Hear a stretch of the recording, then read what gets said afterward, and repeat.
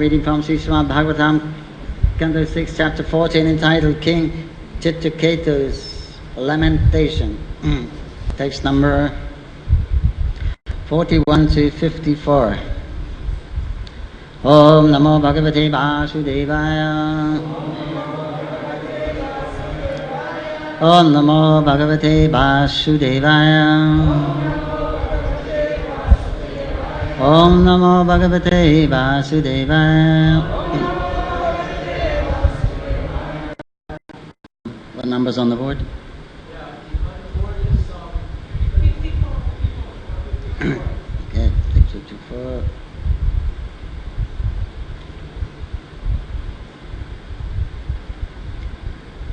O Vidatas Tvam Atavapalisho.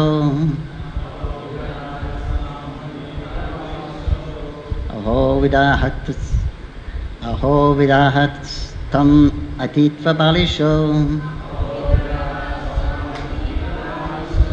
Yastvatma shrishtiya pritirupam yase.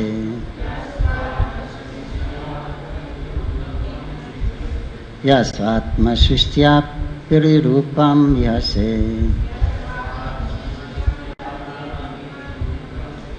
Parinu jivatya parasya yamritir.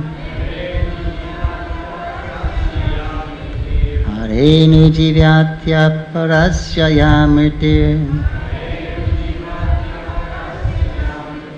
Viparya yascha tvam asidruva param.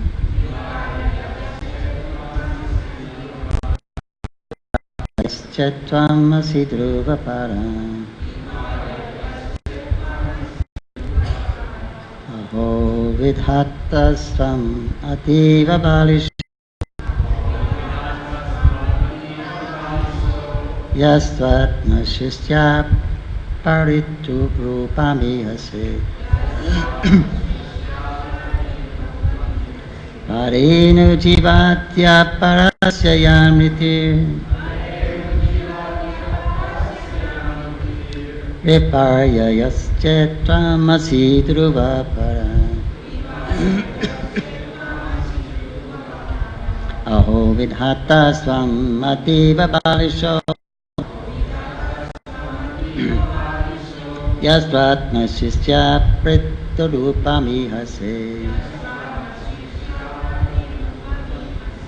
Parinu jivatya parasya yamritir. Viparya yaschetvam asidruva param.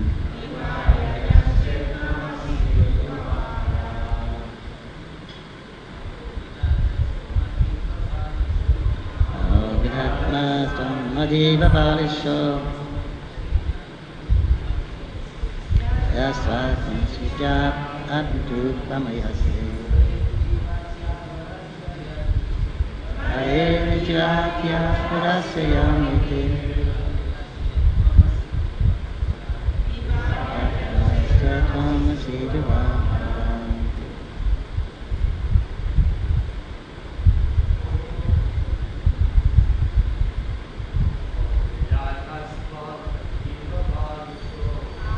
Vidatasvam ativa balisho.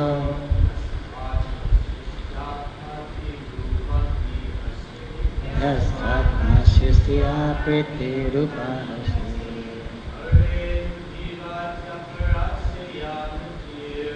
Parinu jivatya parasya yamritir.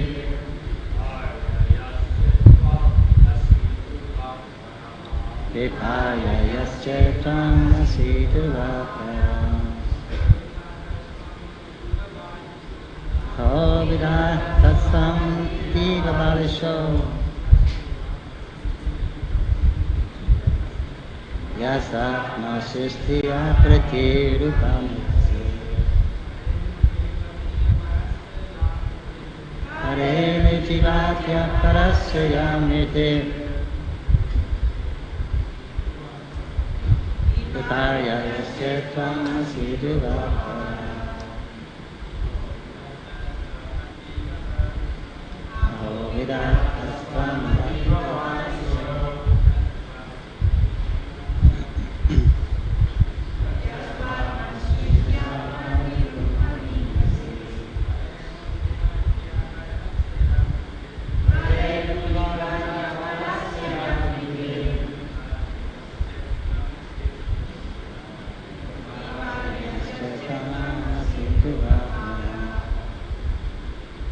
Masaji.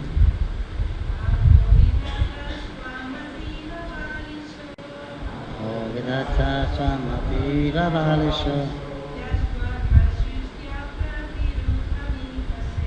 Yastvatma Sristya Priti Rupamase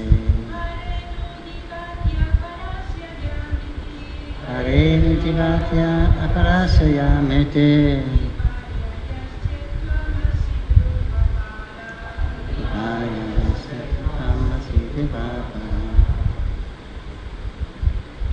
Aho, alas, in great lamentation.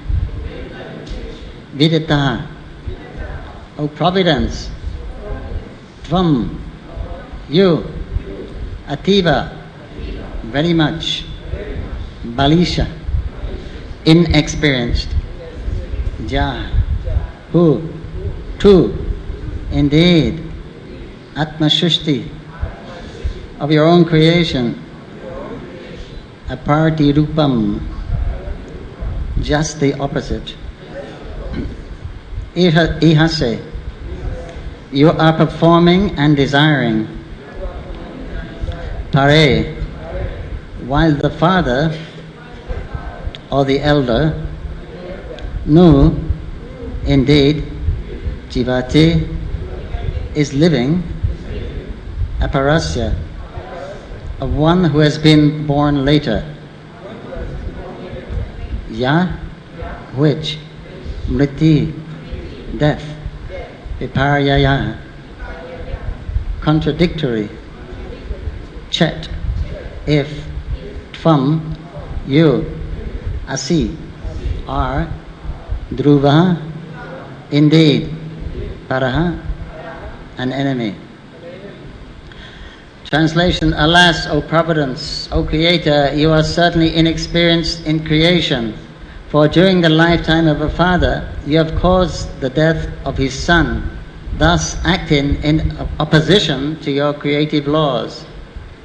If you are determined to contradict these laws, you are certainly the enemy of living entities and are never merciful.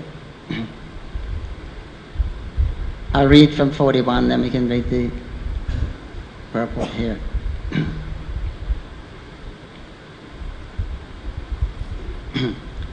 Text 41.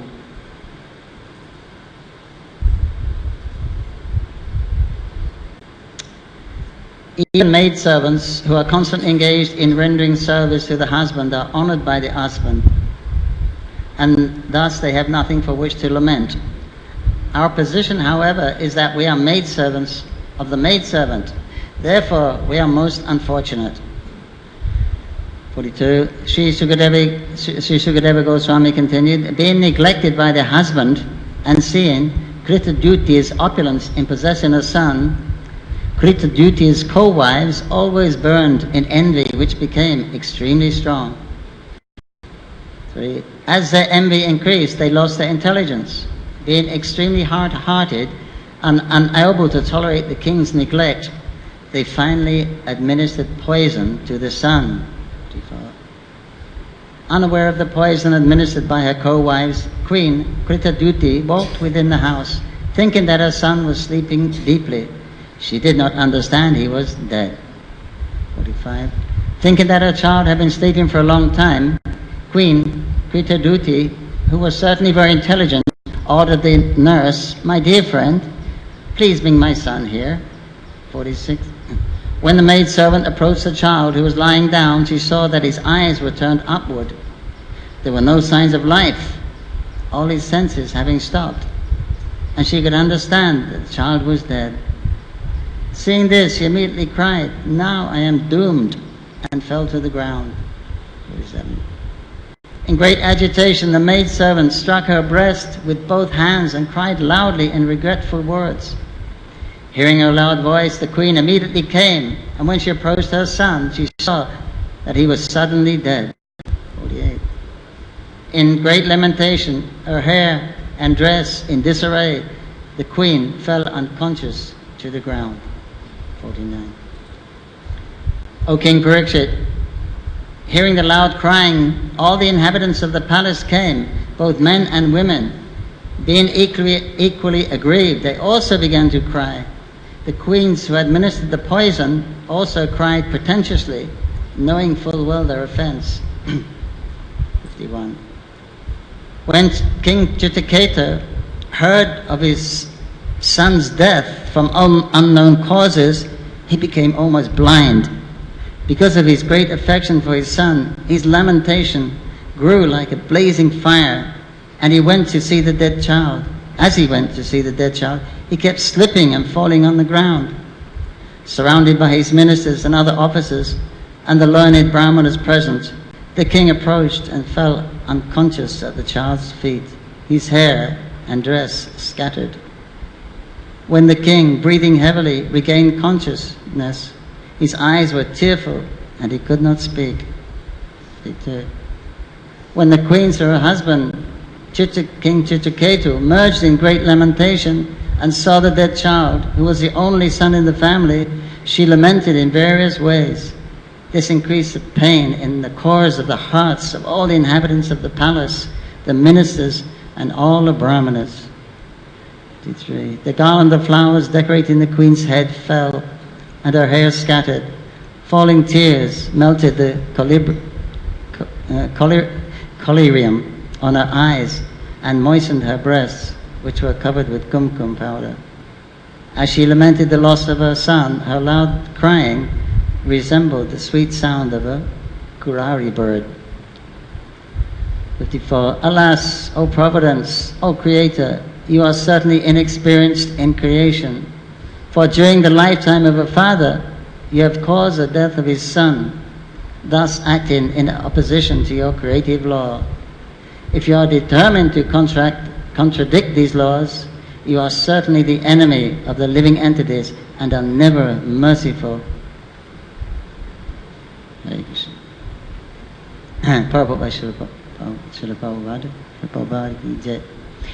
This is the way a conditioned soul condemns the Supreme Creator when he meets reverses. Sometimes he accuses the Supreme Personality of Godhead of being crooked, because some people are happy and some are not. Here the Queen blames Supreme Providence for her son's death. Following the creative laws, a father should die first and then his son.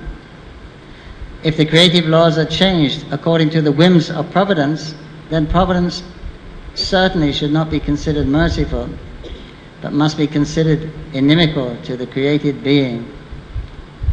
Actually, it is not the Creator, but the conditioned soul who is inexperienced. He does not know how the subtle laws of fruitive activity work, and without knowledge of these laws of nature, he ignorantly criticizes the Supreme Personality of Godhead. End of Bible.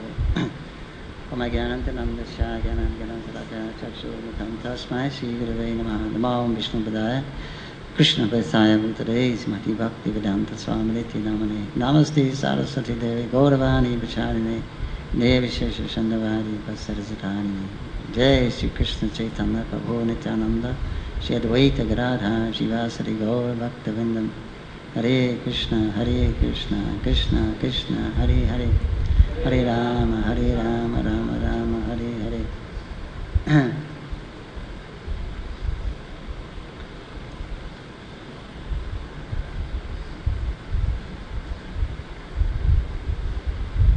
We begin in the Srimad Bhagavatam, the history of King Chitraketu, how he had a lot of reverses in his life. Sometimes he was very unhappy, sometimes very happy. He got to see the Lord after this, face to face. He was desiring a son, he had no son. By the grace of the devotees, he received a son, then his son was taken away. Then he's sad again. Then he's enlightened, then he's happy again. Then later on he sees Lord Shiva and Parvati, and he laughs.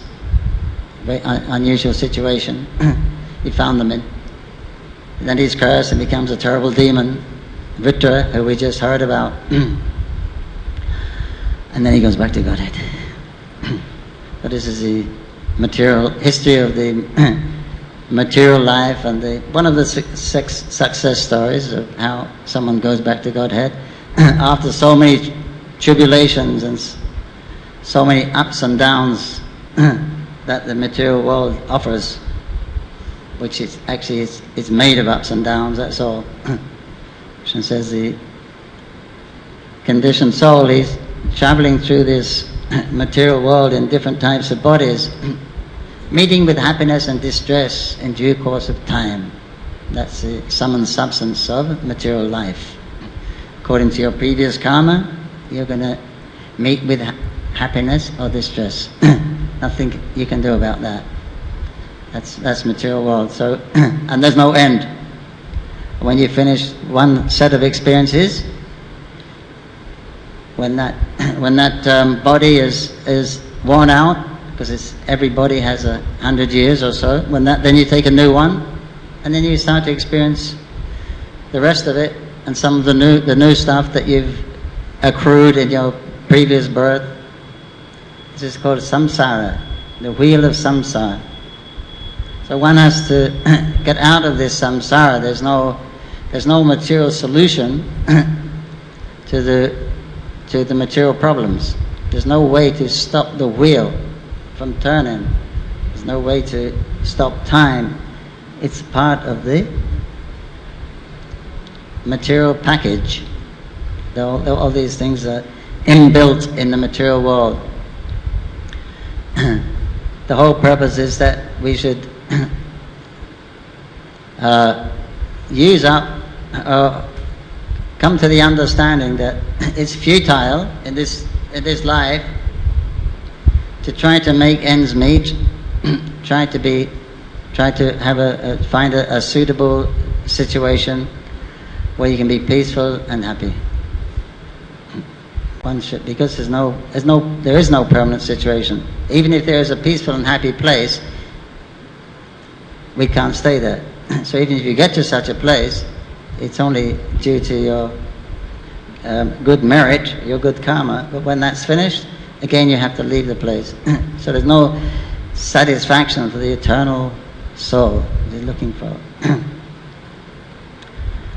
But that's what we want. And as long as we have that great deep self-interest, this desire for those things, then we'll always get another chance to fulfill those desires. We'll always get another body to do it in. So that is a problem. It is our desire to fulfill those what we feel are basic necessities of life, the basic needs of life, which is shelter and happiness, which you cannot give up the desire, because the desire is natural, because we're looking for our natural constitution, which is permanent, peaceful, and happiness, ananda. So that strive will always be there, that endeavor will always be there, because until we've achieved that, we're going to feel incomplete, because we are Sat, Chit, Ananda. So until we actually experience that atmosphere again, Satchitananda atmosphere, we'll always be striving, we'll always feel incomplete. But although we cannot stop endeavoring like that, the knowledge which we are given in Srimad Bhagavatam and other such scriptures tells us actually where to look for that place. You cannot stop desire, but what to desire. That is a distinction. So if you're desiring in the planetary systems, then we call materialist. If we're desiring to achieve our goals in the spiritual world, then we call spiritualist. So here we're talking about the big calamity that catastrophe that happened in the palace. Very, very serious thing.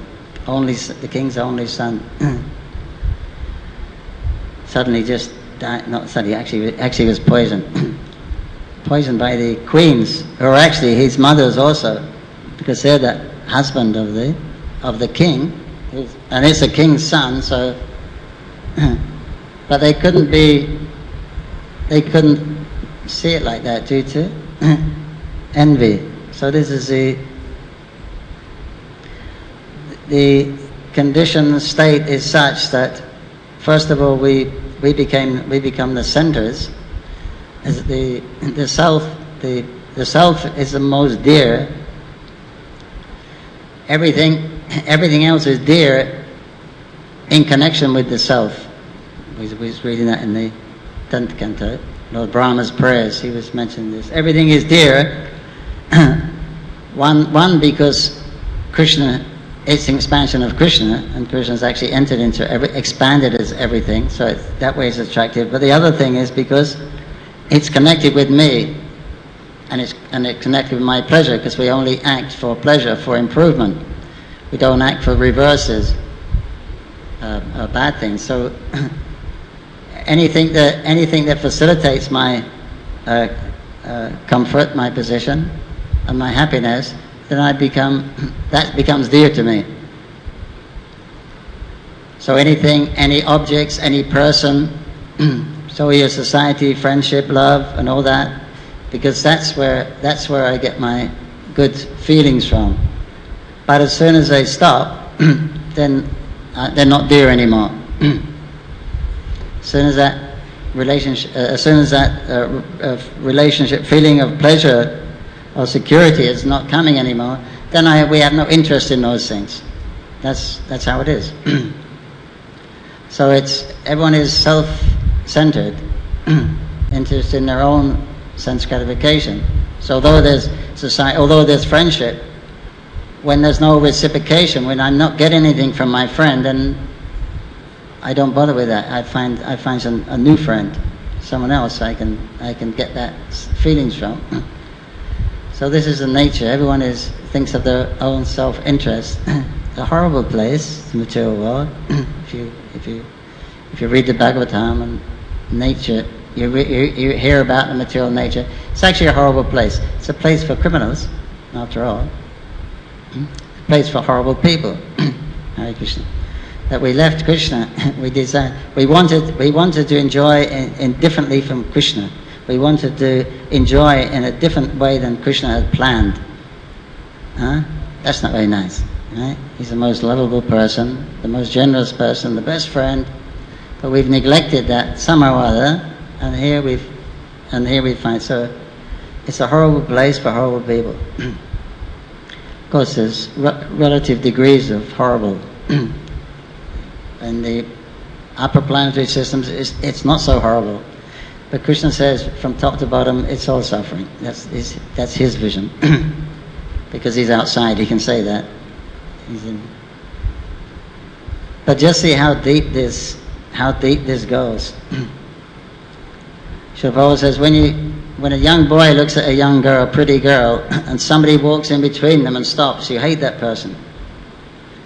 I don't know where you got that analogy from. I guess you also grew up as apparently an ordinary soul. Something's interfering with my pleasure. So because the queens,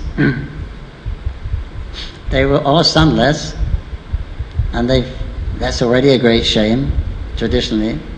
To have a son, you're not considered complete until you have a son in the Vedic system. And you have to have a son because it's the son who performs the Shraddha ceremony to perpetuate the forefathers in Pitruloka. The daughter, she can't perform that ceremony, so they're obliged to have a son according to the Vedic system. Then finally his head queen, she got a son. And the king was so happy. Finally he got an heir to the throne, a prince. But in his happiness, because he was so pleased with the son, so happy with having a son, then he was so pleased with his wife, and he began to show her more attention, and the others were feeling neglected. So ladies don't like to be neglected.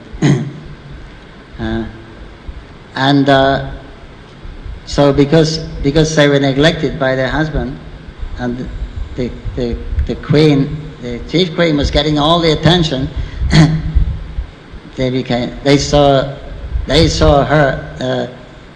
that as a they were very jealous that she's getting all the attention from the king, and so they didn't like that. It's interfering with their security and happiness, pleasure. But then they understood that it was actually it's the son's fault. He's the cause of all this problem. If there was no son here, then the king he would have treated us all equally. So it's his fault. This is the short-sighted, conditional natures that we have. When anything happens, we always try to blame someone, the nearest thing. We never blame ourselves. When something wrong happens, we always look for someone to blame. So then this boy is actually the source of all our lamentation. He's the cause of it.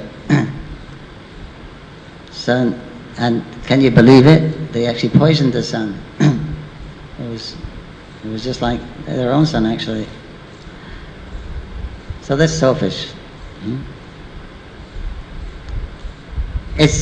Bhagavatam is very graphic, and it's showing everyone is selfish, but this is a very, very extreme explanation or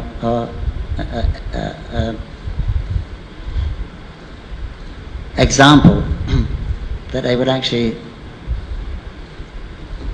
kill practically their own son. There's other graphic examples also, but that's envy. Jealousy means I don't like that someone has that. Envy means I don't like that someone has that, and if I can't have it, no, they can't have it. If I can't enjoy it, no one can enjoy it. That's envy. So we can't enjoy that situation, they shouldn't enjoy it. They shouldn't enjoy that son. So then they kill the son. This is a conditional nature, terrible, false ego. Because the self is your happiness is the most dearest thing, and if you get your happiness through the body, then the body is the most dear thing. And as explained later, when one actually has knowledge and has self-realization, then one begins to understand, it comes to experience that the soul is a much happier existence in connection with the soul. And then they give up society, friendship and love. They go for self-realization, the jnanas. So you see, it's still selfish. They're giving up the society, friendship and love because they got higher taste. And when they become bhaktas, then they give up that brahmananda, that happiness of self-realization, because it's a higher taste. Because Krishna, it's a higher taste because the Brahman is a higher taste because the soul is the source of the body. And Krishna is the source of the souls. So that's even a greater sense of happiness, because the soul is ananda. So Krishna is, the soul is only 1/10,000th part of the tip of the hair in size. So and you're feeling great ananda from experience at one little point. So just imagine the happiness you experience in Krishna. His every pore of his body is Sachit Ananda. So he's considered the ocean of pleasure, reservoir of pleasure. Then you can give up the happiness of the Brahmanda. But still, it's still selfish, right?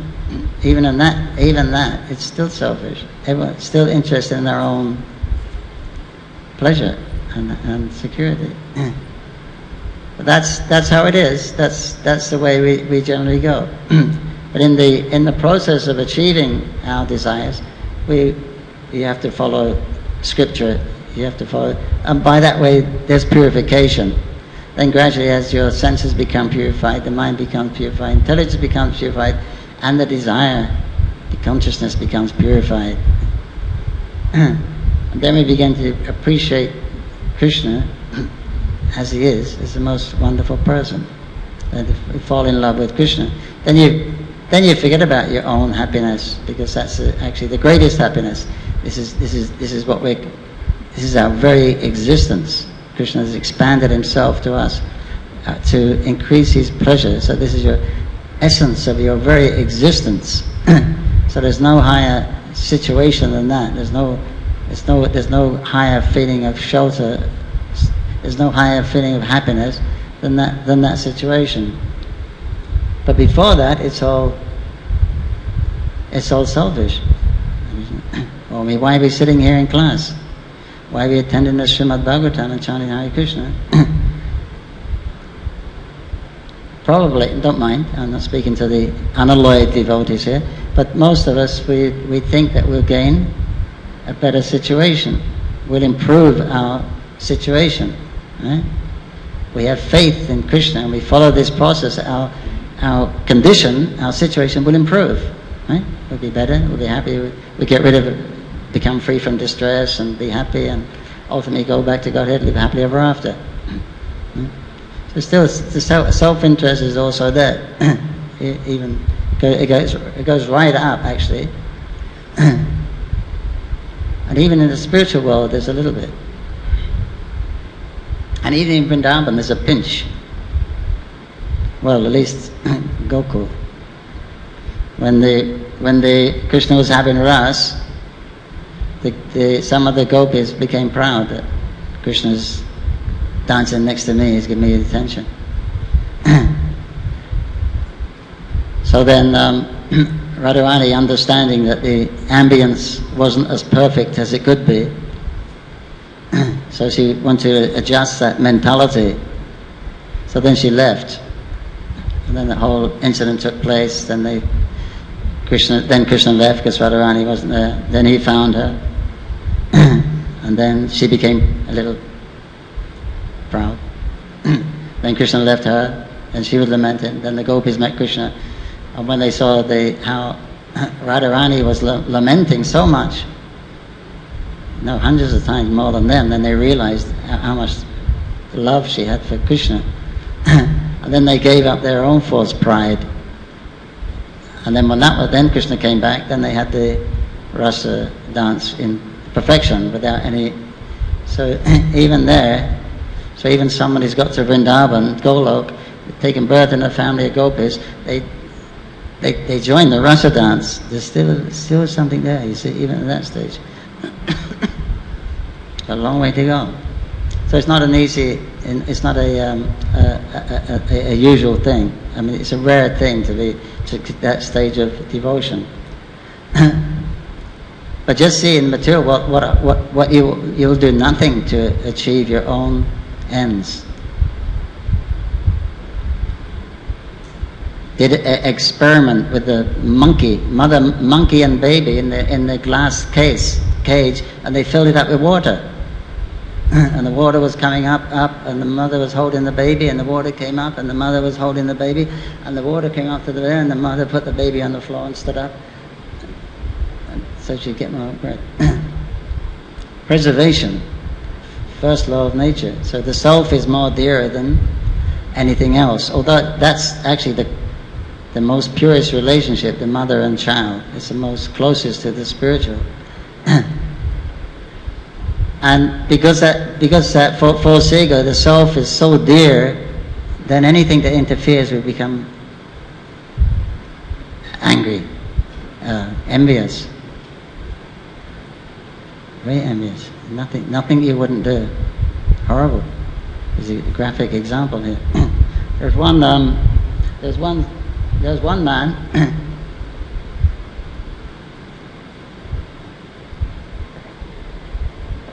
History.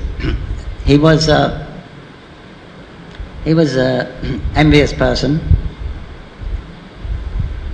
And he was envious of his neighbor because his neighbor had a paka house and he only had a kacha house. Jatai, coconut. So he was always angry. Why he's got better than me, I should have. Then one day he met a sage. He did something to please him. Anyway, the sage gave him a blessing. I'll give you a blessing. What do you want? He said, whatever my neighbor gets, I want twice as much. But the sage knew his mentality. He knew he was actually an envious person. No. Huh?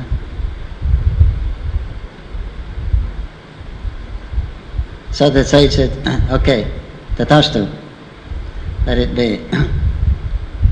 So then he went back and he said, I want a 2-story apartment. And poof, there was a 2-story apartment. And said, just see. Then poof, his neighbor's house turned to a 4-story apartment. Sorry, the sage told him, right? No, he said, whatever you get, your neighbor will get double. Twice. That's what the sage told him, because he knew his mentality. Said, okay, I give you this Chintamani stone, but whatever you get, your neighbor will get double. So anyway, he didn't think very clearly. So then he got his 2-story apartment, but the neighbor had suddenly a 4-story. Hey, give me a 3-story apartment. He goes, yeah. And then maybe got a 6-story apartment. So it goes on and on like that. Finally, in frustration and envy, he says, make me blind in one eye. So that's envy. That's envy. I can't. That's even at great loss and acting, your own suffering or your socially position, you do that just to satisfy that false ego. That's the envious position in the material world.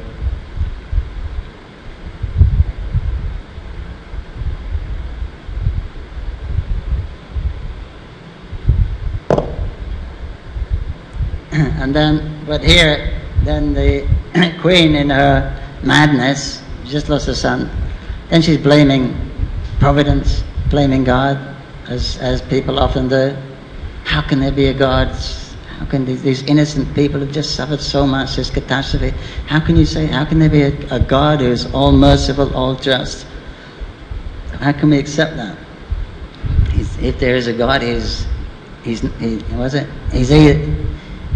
this is one person's conclusion, a book about God. Why bad things happen to good people. Conclusion was, either God is not all-powerful or He's not all-merciful. That was his conclusion. Because they didn't accept karma, and it was an Eastern, Western philosophy. So because they don't accept karma, then they just can't understand. Here's God, He's all good, He's all love, He's all merciful, and He allows these innocent people to die they haven't done any sins, they're children, right? So they're innocent. How can they?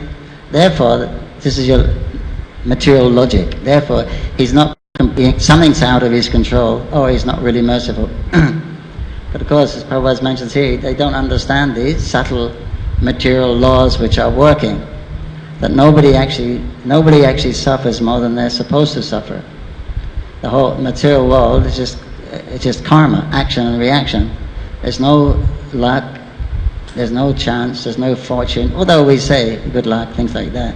Actually, there's not any luck until we meet a devotee. Until you contact the spirituality, that's fortune, that's good luck, because that's the only reality. Everything else is just illusory, temporary, karma. So you just engage in this samsara, this wheel of karma. It's just action and reaction, good or bad. You get a result. So you're stuck in this wheel. As Prabhupada told us, don't perform any sinful activities. Don't perform any pious activities. Only Radha Krishna. Because sinful will bring you back and pious will bring you back into the wheel again. So one has to appreciate, understand these laws of material nature, and that's what we're learning here. Through a couple of lifetimes of this personality, Chittaketu, because the question is, how come this demon is such a good devotee? So then we're going back to his past. This is what he was in his past. He was a very good person, but still he had to suffer so much. So much. He was a very pious king, devotional, and he had to suffer so much. Then he's cursed later on, but in the end, of course, if you're cursed by Parvati Devi, then you consider yourself fortunate, not ordinary to actually even meet Parvati Devi.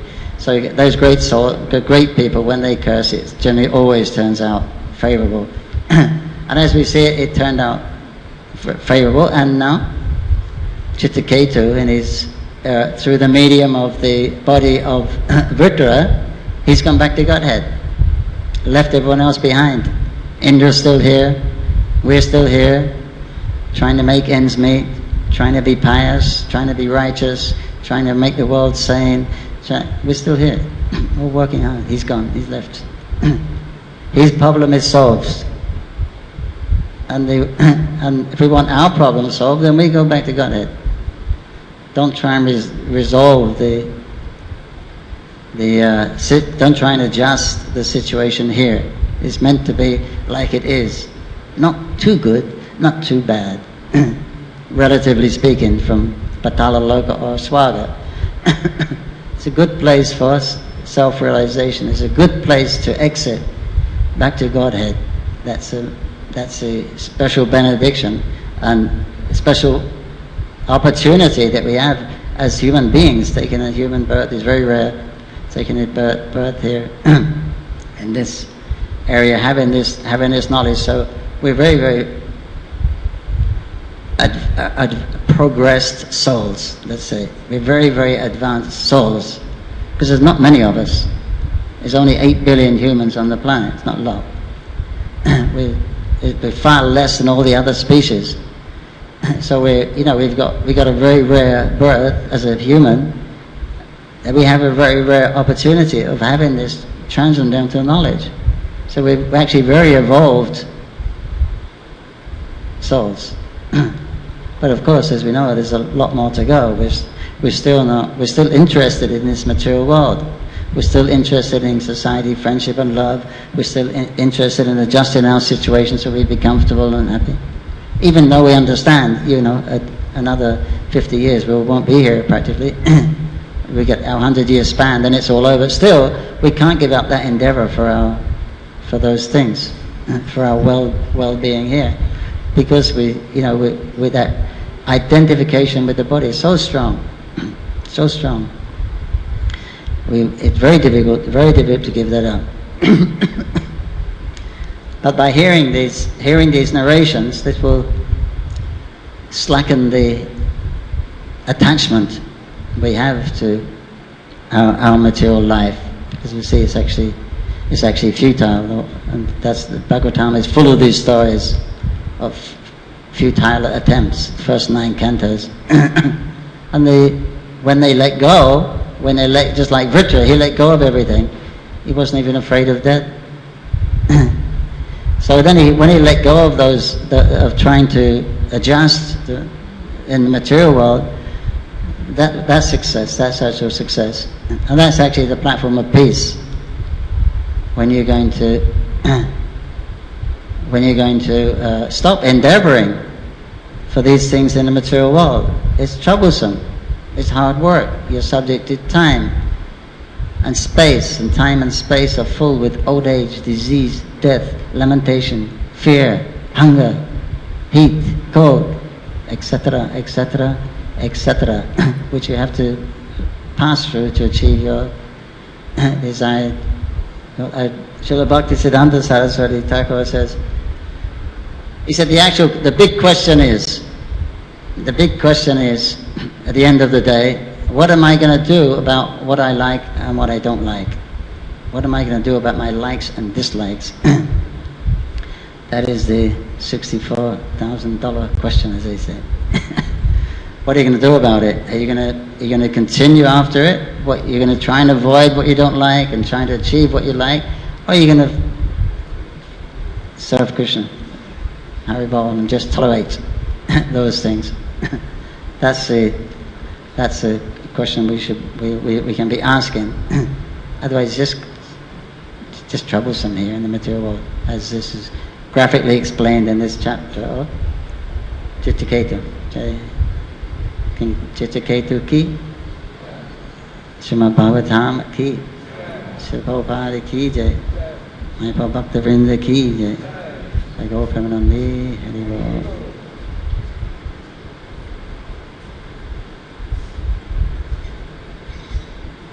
Any comment or question? We're already over time. Please leave. It's 5 minutes to 9. You may go. All those. We have a. Can give the mic. Mr. Anil. Still Anil?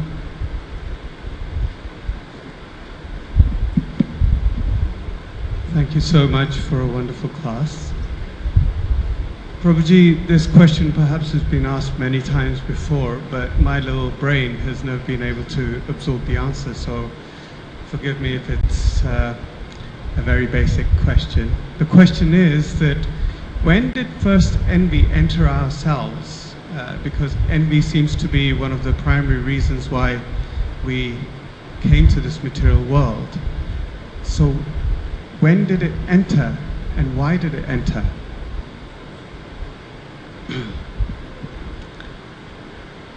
Well, forgetfulness of Krishna is the opening gate of envy. That's the first thing. Krishna, we forget Krishna. Krishna takes away that remembrance. From me come remembrance, forgetfulness. So he gives us forgetfulness or remembrance. So we can try to execute our desires in this world. Because if we understand the reality, then the material world won't be any fun. Right? If you understand that you don't belong here, spirit, soul, it's all mine. So that envy is translated as, because people say we're envious. When people call me envious of Krishna, I say I'm not envious of Krishna. I like Krishna. I think he's a great person. And I don't mind what he does. I'm not envious of him. But actually, if you want to,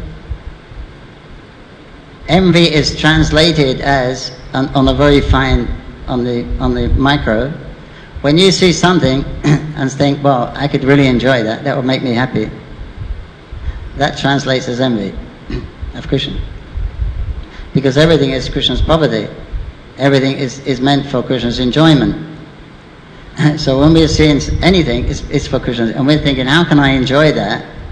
That means ultimately we're envious of Krishna. Even if we don't picture Krishna, we don't think Krishna. That's what it is. So that's what we hear. That's why he takes away that remembrance of him, so we can try to fulfill our desires and try to enjoy that which is his, and which we can't enjoy anyway. This is a joke. This is Maya. The Prakriti cannot enjoy Prakriti. It's enjoyed by the Purusha.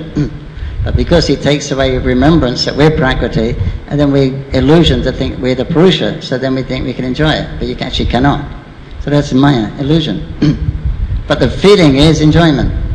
The experience is enjoyment, you see. This is how Krishna's arranged it. So we're really bewildered, because we really think we're the doers, and we really think we're the enjoyers, because we experience doing and we experience a result. So definitely I am the doer. I am this body and I am the doer. That's how Krishna's got us completely bewildered here. So you need help from above. You can't figure it out yourself, and you can't really do much about it yourself. You actually need mercy. Prabhupada said it's humanly impossible to control all the senses. What to speak of the false ego? which is very, very subtle. So that's where it starts. When you want to enjoy, when you enjoy someone else's property, that means, why should he have it? Even though we don't recognize of a proprietor, it's the same thing. Why, that should be for me. Then, if we know it's Krishna's, then we become envious of Krishna. Then it actually comes a real thing. It's like some of the demons and when Krishna was actually appeared here, they hated Krishna because he's a threat to our being the controller and enjoyer, because he actually is the controller and enjoyer. But we've got that false ego is telling us we can do that. So then anyone that we see better off than us, then we become a little envious, a little jealous of, because it means we haven't attained what we want. If everyone is worse off than us, then we feel good. No matter what position we're in, this position, that position, even if we're in this position, material standards, if we're better off than everyone else, we think that's great. That's your standard of happiness. You don't want, when someone comes up, then the envy comes out. When we see that someone's got it and I haven't got it, then that draws the envy out. So that's why it's not in the spiritual world, because everyone is completely satisfied in their relationship with Krishna. There's no jealousy, envy or jealousy like that. There's nothing to achieve, because your relationship with Krishna is perfect. You're feeling complete satisfaction and complete happiness. There's no reason why you'd want to change that situation. And they don't, right? They're all satisfied in their positions. So although there's a hierarchy, and when you look at it, you can see some are more intimate relationships than others. Still, whatever relationship it is, they're perfectly satisfied in that relationship. So therefore there's no envy there. They wouldn't want to change. Even if someone was a so-called higher position, they wouldn't want to change their relationship for that relationship, because their relationship is complete, it's full, and it's always expanding, and they can't imagine anything more than this. Why would you want to change it if you're feeling so satisfied, so complete, and the bliss and the happiness of that relationship is always expanding? You wouldn't do it. You wouldn't stop that situation. You wouldn't want to give up that situation, right?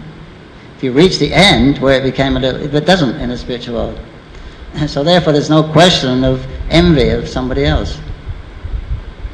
But here, when we see someone's got a position that we want, or something that we want, that we should have it, that false ego draws that what we call envy out, the bad feeling, bad consciousness.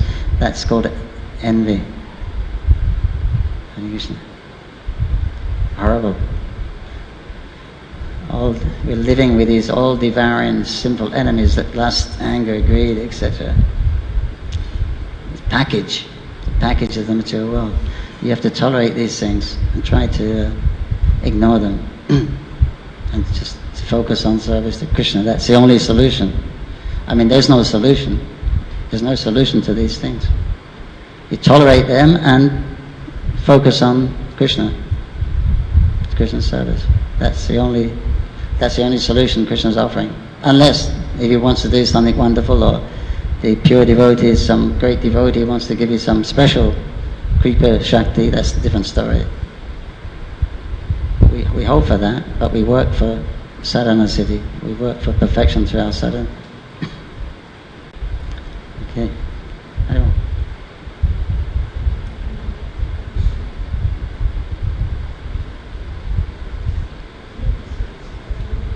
Take the mic.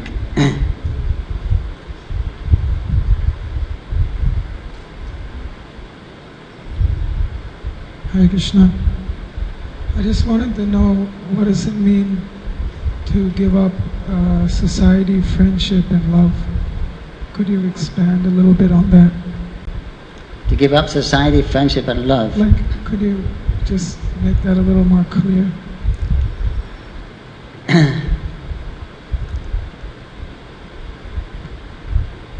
It means actually giving up the idea that you will be fulfilled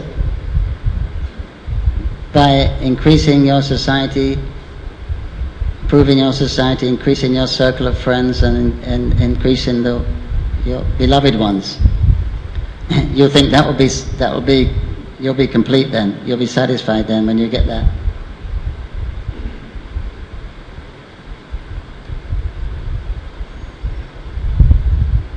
You're attached to them because you're getting refuge, you're getting the security from society and friendship, and you're getting happiness from that love, from the love. You see, they're the two things that we're searching for. So those needs are being met on the material platform. So therefore, the more you get, the more feeling of security, the more feeling of love or happiness, then the more we're attached to that. Naturally. But it's temporary. It can't actually satisfy. It always ends in distress. You always have to. The more you love, then you have to have separation, right? Because everything is temporary. So the more you love, then the more pain at the time of separation. So this is a world of duality. The feeling of love is there, but the stronger the love, then the stronger the pain. When you lose someone very dear, very close to you, it's very painful. But the idea of a society, friendship, and love is real because it's there in the spiritual world. Krishna lives in a society, friendship, and they have love. It's there in all the spiritual planets. But the idea that in this material world, this is actually satisfying is not. It's temporarily satisfying. That's why we're seeking it. It's a feeling of satisfaction. That's why we're seeking it. But what it's doing is actually keeping us away from the real thing, the eternal society, eternal friendship, the eternal love, which is what the soul actually wants. So when we're getting that same relief in the material world, a little bit now and again, and we're working so hard for that, and then eventually it's all taken away. And then you take another birth and start again. So it's unsatisfactory state of existence in the material world. So it's the attachment we want to give up. The idea that this is perfection. This is perfection. I'm in the right society, I have the right family, I have the right loving circle. This is perfection. Because it's not. You see, there's an instance in this story, you see. In the next chapter, then Angira and Narada Muni would come, and they would enlighten them about this attachment. I haven't read it for years, but they will expose all that. What is actually the cause of is a cause of suffering. But temporarily, it's good. So you've got to have it. You've got to have society, friendship, and love. Generally, people give it up. People renounce the world, but only for a higher thing, only for a higher taste. They want to taste the spirit soul. They want to taste the Atma Brahman. They go for self-realization. So then, when they get that taste, first it's austere, but when they get that taste, then they can become actually detached from society, friendship, and love, and take sannyas for the impersonalists. They can renounce it because they got something better. But if you don't have something better, then what do? That need is there. The need for protection and the need for love is there. Happiness is there. For love, we say love. It means love means is considered the greatest happiness, right? So the need is there. You can't stop that need because you are happy and you are peaceful. Soul, right? Eternal, full of bliss, right? That's the nature. That's our real nature, right? We're not experiencing it, right? Huh? You're smiling. I mean, you're getting it sometimes, but we don't get enough anyway, right? A little bliss now and again, but it's not enough. So therefore, we don't feel complete. That we feel are lacking. That's why we're searching for it. That's why you're chanting Hare Krishna.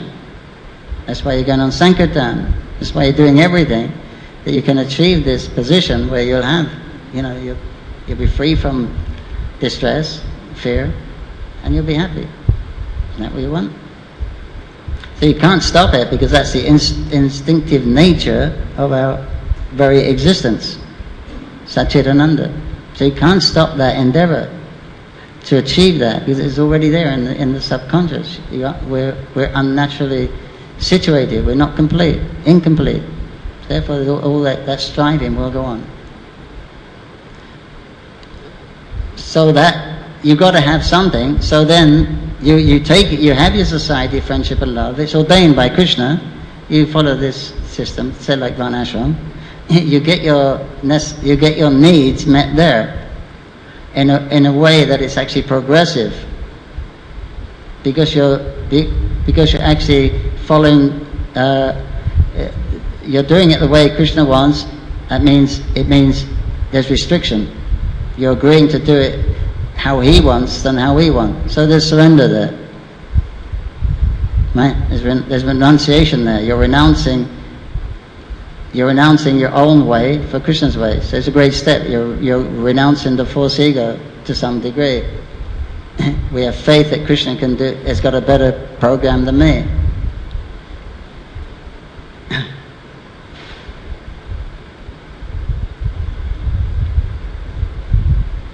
So Krishna says you situate yourself there in Varnashram, then at least you'll be protected.